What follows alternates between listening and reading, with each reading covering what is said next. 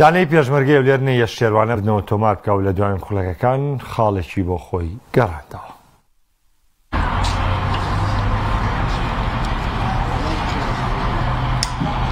لە هەفتەی پێنجەم یاریەکانی خولی نایابی کوردستان یانەی شێروانە میوانداری لایەنی پێشمەرگەی هەولێر کرد. بەهۆی سزادان یانەی شێروانەوە یاریەکە بەبێ ئامادەبوونی هەندەران بەڕێوە چوو. پاش فیکەی ناوبژێوان و یەکەمین هێرشیان لە خولەکی دوو یاریەکەدا پێشمەرگەی هەولێر توانی گۆڵی یەکەم تۆمار بکات.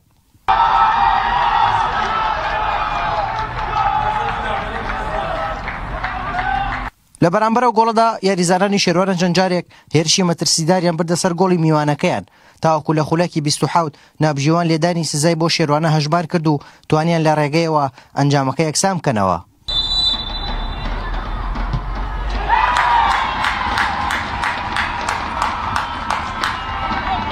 پاش چەندین هێرشیەر دویانە بۆ سەر گۆڵی یەکتر یانەی پێشمەرگەی هەولێر بە سوودوەرگرتن لە هەڵەیەکی گۆڵپارێزی یانەی شێروانە توانیان پێش تاوابوونی گێمی یەکەم گۆڵی دووەم تۆمار بکەن و گێمەکە لە سوودی خۆیان کۆتایی پێبێنن. لە گێمی دووەمدا یاریزانانی شێروانە باشتر دەبینران و هێرشی یەک لە دوایەکیان دەبردە سەر گۆڵی ڕکابەرەکەیان، بەڵام نەیان دەتوانی سوود لەو هەلانەوەر بگرن و گۆڵ تۆمار بکەن. یاریزانانی پێشمەرگەی هەولێریش بە شێوازی بەرگری و هێرشی پێچەوانەی ناو بەناو هەوڵیان دەدا پارێزگاری لە ئەنجامی یاریەکە بکەن. لە خولەکی 82دا یانی شێروانە لە ڕێگەی تۆپێکی جێگیرە و بە هەڵەی گۆڵپارێزی یانی پێشمەرگەی هەولێر توانیان ئەنجامەکە یەکسان بکەنەوە. شێروانە هەر بۆ گۆڵەشەوە نەوەستان و لە ئەنجامی هێرشێکی پێچەوانە توانیان گۆڵی سێەم تۆمار بکەن. پاشەو گۆڵە و پێش تاوابوونی یاریەکە لە سوودی شێروانە پێشمەرگەی هەولێر لە دوا خولەک گۆڵی یەکسانیان تۆمار کرد و یاریەکە بە یەکسانی کۆتایی پێهات.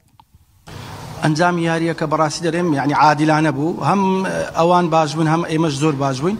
دەتوانم بڵێم یعنی سەرەتا کە ئەمە گۆڵمان کرد ئەوان یعنی هاتنەوە ناو کەشوهەوا یاری، چونکە ئەوان دەتوانم یعنی بڵێم یاریەکانی پێشتر نەتایجیان زۆر باش نەبوو.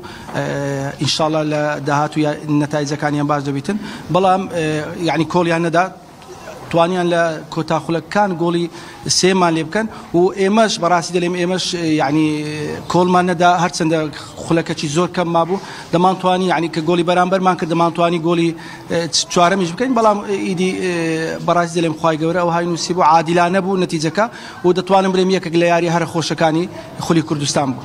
پێشەم شتێ بەڕاستی یعنی ئەسەف بوو، یعنی ئەمە یاریەکەمان بردەوە، بەڵام دیسانەوە ئەو گۆڵانەی لێمان کرا هەمووی هەڵی تاگە کەسی خۆمان بوو، بەڵام تاوەکو خولەکانی کۆتایمە تیپمان لە دوا بوو بە 2-1 وەتوانیمان الحەمدلله یەکسانی کەین و پێششکەین، بەڵام بەداخەوە لە چەند چرکەی کۆتایی دیسانەوە بە هەڵی فەردی گۆڵ یەکسانمان لێکرا. حتمما ئێمە پاڵپشتێکی تەواوی تیپەکەمان هاندەرانە ئەمڕۆ بێبەش بوون لەو یاریە. یاریێکی دراماتیکی خۆش بوو، یعنی ئەگەر بینەر لێرە بووە هەندەر لێرە بووە چێژی لێبینی، بەڵام ئەوەی جێگای ئەسەفە یعنی تۆپێن بەو جۆرە بەڕاستی ئەو هەموو خۆخستنە ئەو هەموو کات کوشتنە هەموو بیکەیەکە لەواچ سەعاتێک یاریمان نەکردوێت کەچی خولەکی ئیزافیەکان زۆر بە کەمی 4 خولەک بەرزەکرێت 5 خولەک بەرزەکرێتەوە. ئەو هەموو خۆخستنە و کات کوشتنە من تەمە ناکەمە داواکەمان بگە ئەو کاتانەی کە بە فیڕۆ ئەچون وەکو خۆی جێبەجێ بکرێ ئایا 10 خولەکە 15 خولەکە لە کاتەکانە وەکو خۆی بڕوا. گێم یەکەم ئەو هەموو خۆخستنەی تا بووە 4 خولەک کاتی ئیزافی درراوە. یانی شێروانە ئەم هەفتەیەش نەیتوانی بردنەوە بەدەست بێنێت و لە پلەی دەیەم دێت، یانی پێشمەرگەی هەولێریش لە پلەی پێنجەم دێت لە یانەکانی خولی نایابی کوردستان. هارون ڕەشید، کەناڵی ئاسمانی پەیام، کەلار.